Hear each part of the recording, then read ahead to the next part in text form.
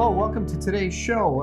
As you can see, I've got a substitute teacher here. Philip is not feeling so well, under the weather, so we don't know if he's got COVID or the flu or the common cold, or he's just allergic to filming. We haven't decided yet. But in his stead today, and for the next episode as well, we have my charming wife, Linda, who's going to be co-hosting with me today. Say a few words, Linda. 47 years we've been married, and he still rings my chimes, honey. Oh, too much information, wrong show, sorry.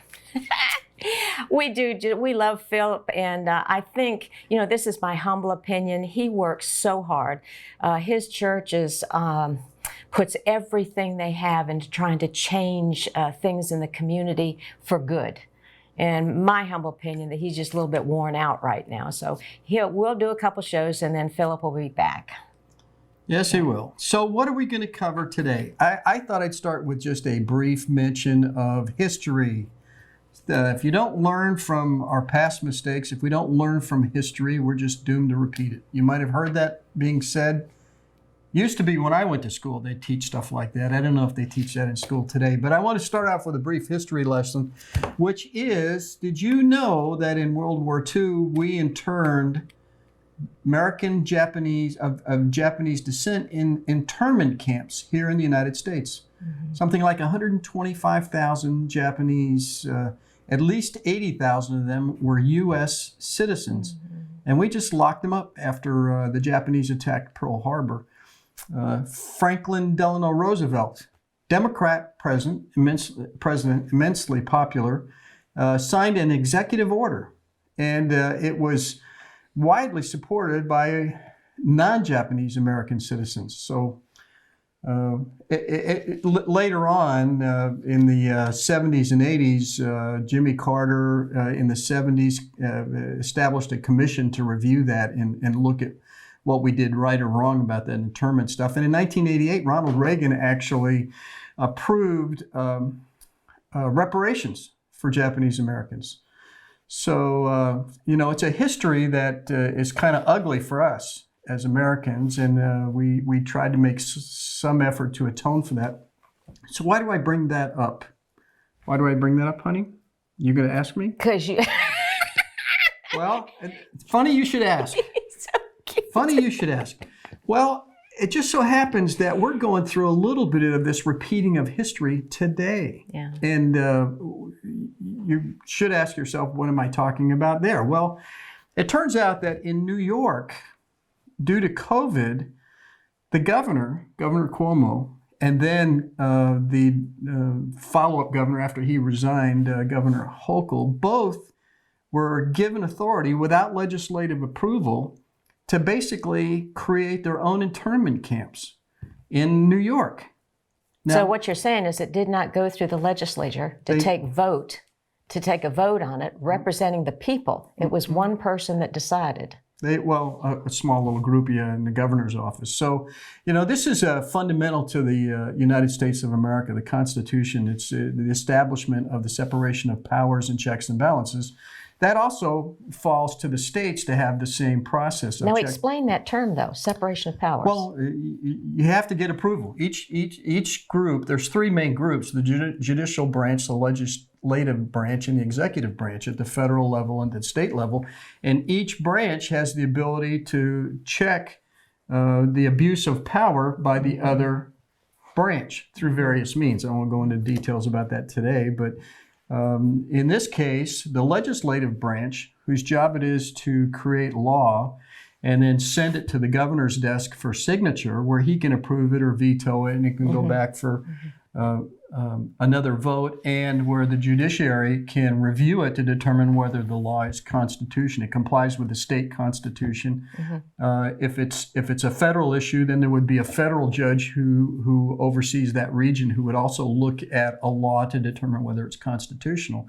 Well, unilaterally, the governor's office said, we're going to create these camps for people who don't get COVID shots. And the authority was absolute. And it didn't matter if you passed tests or didn't pass COVID tests. They literally somebody from the governor's office could point at a person or a group of people and say, guess what, we're going to detain you in camp. And they, with undetermined length of time, whatever the governor at their discretion decided. And I find that extraordinary. Sounds like tyranny to me. Yeah, it sure is. So a Democrat lawyer in the state of New York, as soon as this came up, began the process of suing the governors, particularly when Hochul took over, because she was on the verge of trying to apply some of these laws. In fact, they did cause some hardship for people in the state of New York. They had the lockdowns and they shuttered businesses and they fined exorbitant fines against businesses that tried to stay open and fight this. Churches, in particular, were also impacted. Churches had to close, but liquor stores could stay open. Yeah. So anyhow, this Democratic lawyer sued, and it went to a judge who said, yeah, this is unconstitutional. And the primary reason it was unconstitutional, well, there were two reasons. One was it wasn't passed by the state legislature in New York. But the second thing, and there was no due process. A person could be confined to a camp for not getting a COVID shot indefinitely. This is the United States of America. I mean, it's astonishing to me that something like this could happen. You know, something that was kind of scary to some of us who look at alternative sites for news is that I've heard repeatedly and seen pictures that they have seriously expanded Gitmo. Now, you know, one side says it's for this, one side says it for that, but it's somewhere between concerning and interesting. You know, so. Yeah, interesting to her. I don't know what to make out of that. She follows, Linda follows one track. I'm more of the business and economy side and more of a mainstream news kind of guy. And Linda follows a lot of the postings that they don't make it to the mainstream media as well, but they're certainly valid topics of conversation. And for example, nobody does talk about Gitmo. Like, there's a lot of things that nobody talks about. COVID shots being part of that deal. So not only in New York where the executive branch was unconstitutionally given this authority, but there's so much sympathy, just like during the Japanese internment camps, where the popular opinion was very much in favor of these internment camps for the Japanese. It's astonishing. It was like 75% approval for having Japanese interred. Well, this was apparently fairly popular in New York, the concept of doing that. But to take it to its most radical extreme, I'll go to another mainstream media outlet that we often reference as like telling half-truth and lies, is the Los Angeles Times. The Los Angeles Times literally said, and repeatedly said, that people who didn't get the COVID shot, and we would have legitimate concerns about why we should or shouldn't get the COVID shots and the boosters that we may talk about in a little bit, said, hey, if they die, you know, that's the way it goes. Yeah, we don't have to be terribly upset because if they don't get the shot, it's on them, and yeah, go ahead and die. So unconscionable. Yeah. So why? How do people give up their freedoms like that, their constitutional freedoms? It's astonishing to me that in the name of safety and security, protection, to be fearful and look for protection, that people nevertheless can't stand up and see that when government takes something from you in the United States, your constitutional rights, they don't like giving them back at the state level or the federal level. They just don't. And it's hard to get it back. For example, President Biden just extended the COVID emergency until January. Yeah, unbelievable. Well, let me jump in here and say that for me now, you know, marriage is the only war where you sleep with the enemy. We may not agree on everything, but it keeps us honest. You know, it keeps us careful. I know where you sleep. I could cut you in the middle of the night. But here, in my humble opinion, war is one thing. The people were terrified. They were terrified from the beginning of the war, through the war, the end of the war. The war was the war. It was proven. They could see it. People were dying, and Americans were dying in brutal ways. by the Japanese. Here, when we're dealing with COVID, yes, it was terrifying in the beginning because of what we were being told. But 2.5 years later, we have, for those who are willing to research, we have enough information, way enough information, for us to not be in that state of terror anymore. So what it says to me is the reason, it's pure control. That's the reason that this stuff is being put out by the mainstream media. It's for control. World War II, it was a real thing. This, now wait a minute. And could I give a few resources? Sure, knock yourself out, honey. I'll put it up on the screen there. You read them off, and they'll be looking at the screen all printed up. And I tell you, I know where you sleep. These are some wonderful resources. We're going to say, assume we don't know what we're talking about, and go research it yourself, which you should be doing anyway. I want you to look up Senator Ron Johnson, Second Opinion. That's a 5.5-hour Senate hearing for doctors that had opposite views of what you're hearing on the mainstream media. I listened to it twice. You say 5.5 hours. Well, now wait a minute. You know, I did 30 minutes here while I was doing the dishes. I did an hour in the car while I was driving someplace. And it was so good that I had to listen to it again. You need to get the names of all those doctors that were on the panel and look them up and research them. It was Ryan Cole, Harvey Risch, Richard Urso, Pierre Corey, David Weissman. And a man that I always follow is Dr. Robert Malone. He was the inventor of the mRNA technology. And this is a man of integrity, and he broke my heart when I heard him say he had dedicated his life to science, dedicated his life to research into vaccines. He believed in vaccines, dedicated his life to it. And he said, I have now come to the place that it's impossible for me to believe that this whole thing is not nefarious. Truth, truth, truth. But it broke my heart to hear that man say it, such a man of integrity. Look up Peter McCullough, Sherry Tenpenny. Those were the ones that in the very beginning were saying, now wait a minute, now wait a minute. Somebody else on the kind of opposite side I want you to look up is I want you to look up Bill Gates' depopulation. Look that up and look up... I'll have the name of it when we come back. He's speaking to the World Health Organization now, promoting depopulation. They want the population down to less than 500 million worldwide. These are the things that you need to research for yourself before you listen to mainstream media and say, oh yeah, I believe every word of it. Research, right? yeah, was anybody else? We're going to take a brief break here in a minute. You got any other names that you wanted to put down on there?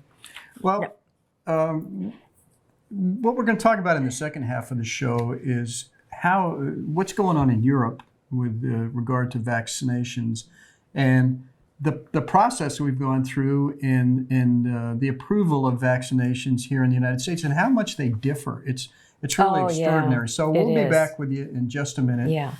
So get yourself another cup of coffee and we'll be right back. Yeah.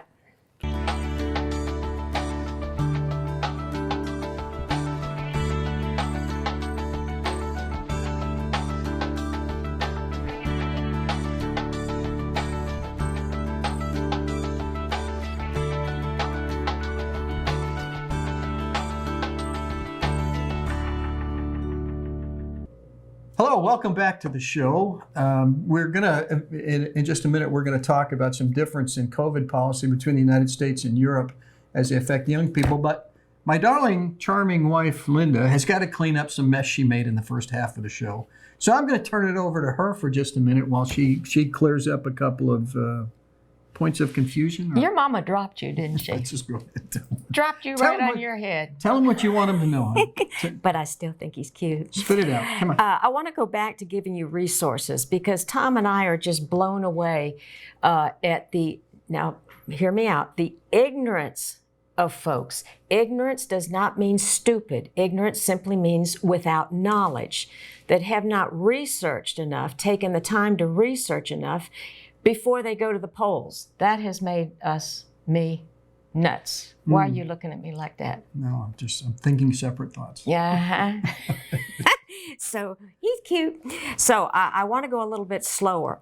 I want you to look up Dr. Robert Malone. He's the one I told you that was the inventor of the mRNA technology. Robert Malone. Then look up Dr. Peter McCullough. He has shot to the forefront of the truth about the whole vaccine issue, COVID, medical treatment, et cetera, et cetera. And by the way, I think it's New York is trying to take his medical license away from him now. California's big on that too. Was it? Yeah. Yeah. Misinformation, disinformation. We can take away your medical license. Yeah. So our prayer is that God will boomerang this thing and use it for good. You know, what they mean for evil, he's going to be able to put out there to a wider audience. And then Sherry Tenpenny is one of the first doctors that I had listened to. She's just, she has put her life, her career, everything on the line for truth.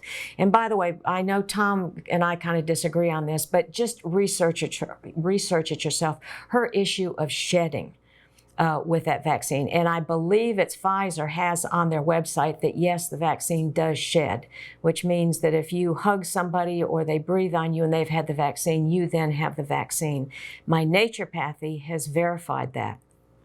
So then one real surprise is Robert F. Kennedy Jr., a Democrat. But God bless him, he cares more about truth than he does about party affiliation. He's doing some fabulous research and has put out a number of documentaries. Please look him up. He's just been such an asset for truth in this nation. A lot of the other doctors that I gave you, when you look up Second Opinion, Senator Ron Johnson, that was January 24th, 22. Each doctor has their nameplate in front of them. So if you didn't catch it, you'll be able to catch it there. Somebody, how can I say this? Somebody you need to look up. I hate to have you look them up because I want to take a bath afterwards, but it's Yuval.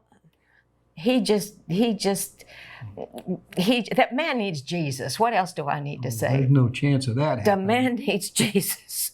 I'm serious about that. We're talking miracles now. Yeah, well, God's a worker of miracles. His name is Yuval Noah Harari. Tom's putting the name up there.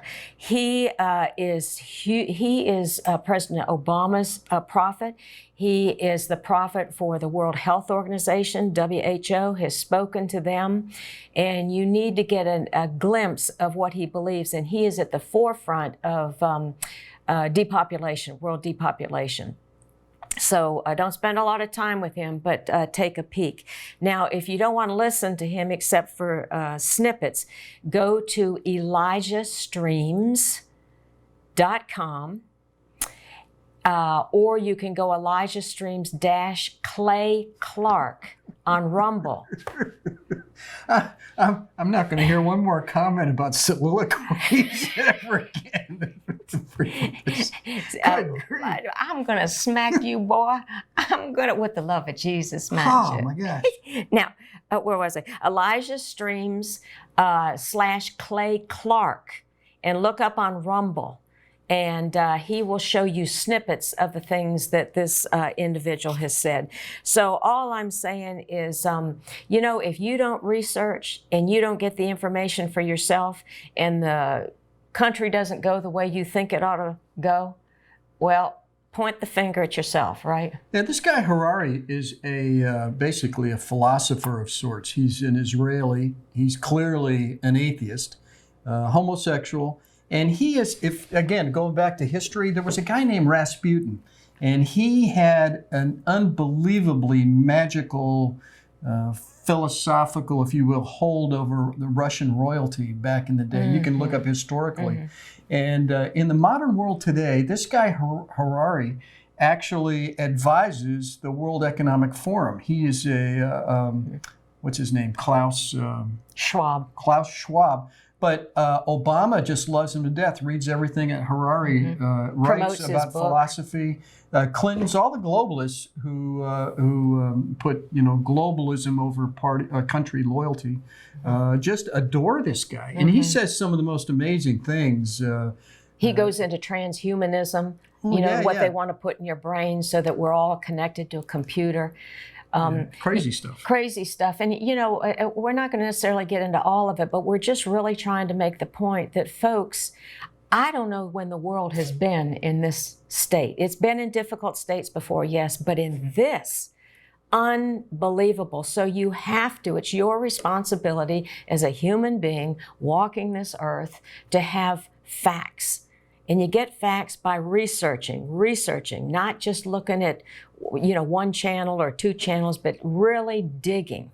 Now, these people are at the global level interacting with each other, and they're making decisions and coming back like to the United States of America and making government political decisions that will either assist in trying to fulfill their global ambitions by reducing the sovereignty of us as a nation, or restrict our constitutional rights that protect us from government overreach. It's really kind of fascinating. Well, remember, Harari made that statement, and you are a better thinker than I am, that he was talking about, liking to Noah in the flood, and that there was going to be something, like a flood kind of thing. Yeah, he wants to depopulate the planet. Depopulation. Sure.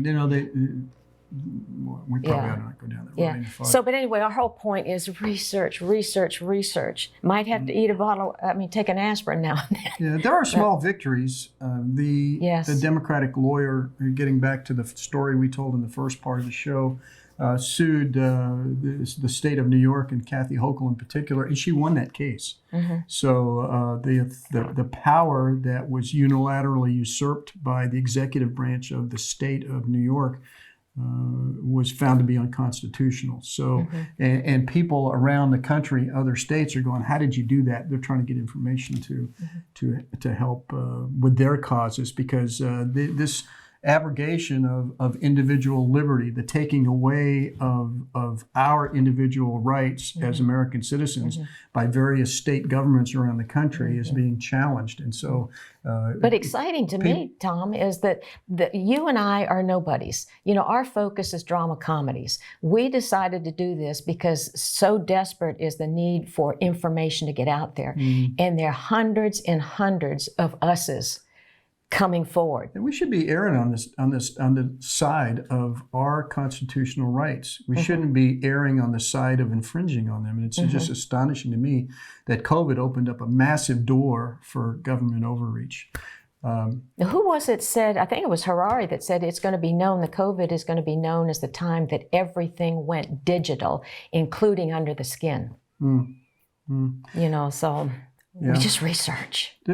Let me give you another contrast. How we've turned things on our ear, so to speak, compared to Europe, as I was alluding to in the first half during the last 5 minutes of the program here. In Europe, Scandinavia, there's a Scandinavian study. It was conducted by Denmark, Sweden, and Norway on COVID. And the conclusion that they drew from this study, which they just do not want to publicize here in the United States, was that if you get the COVID shot and you get the boosters, you are actually 6.5 times more likely to suffer a severe adverse effect or die from receiving the shot than if you don't get the shot at all and you get COVID and just die from COVID. It's like, you got a 1 in 5,000 chance of dying, let's say, from COVID if you don't get any shots, and it's like, or a severe adverse effect, and it's 1 in 800 if you get the booster shot or the original vaccination. So in Denmark, they've canceled their government program for vaccinations. They just don't even do that anymore. And likewise in Sweden, nobody under the age of 30. In Great Britain, there was a study done and of young people, and it was in their study, again, you don't hear anything, a little bit, but not much about it in the United States, is that teenage boys are overwhelmingly more affected than any other age group by getting the shots for, myocarditis is the big thing. We do not study in the United States, and we should question when healthy young people get a COVID shot and die, within a couple of weeks, they get the shot. They're healthy, nothing's wrong with them, and all of a sudden they just keel over dead. It's like, well, we need to ask questions about the impact about that. The extension of the emergency use authorization to January, I really, really am appalled by that, because I think it's all about the Benjamins. I think it's the money. And legal protections. Big Pharma is paying lobbyists who are lobbying members of Congress who are promoting the shot, so that Big Pharma is making obscene profits over this. Biden likes to talk about oil companies, which like 6 out of the last 10 years lost money. So they make money 1 or 2 years, and he wants every dime they've got. In contrast, Big Pharma is just making exorbitant amounts of money. He doesn't say a word about it. Well, my opinion, people are getting paid off. Yep. And extending it, and the government buying shots, it makes Big Pharma richer, and it protects them. Emergency use authorization protects Big Pharma from being sued for adverse effects and death. And they're sending, I think they just sent 250 million doses over to Africa.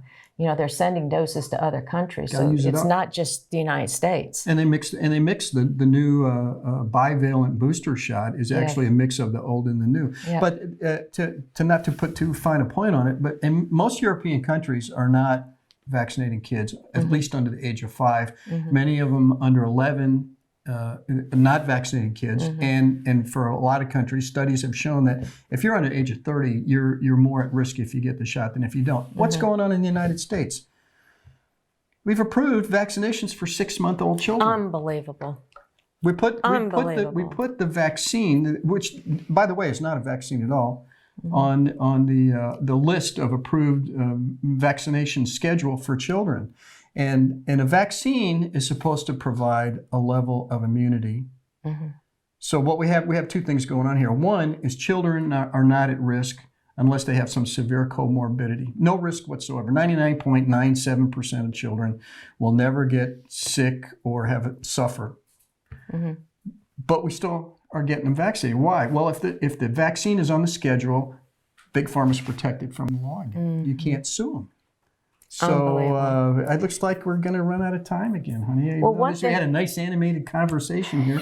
We didn't get to everything, but we appreciate. We made it to 47 years by laughing together. Yeah. So, and I just want to interject this is take a peek at the autopsy reports. We can talk about that too. So, thanks for tuning in. We'll see you again in the next episode. You bet.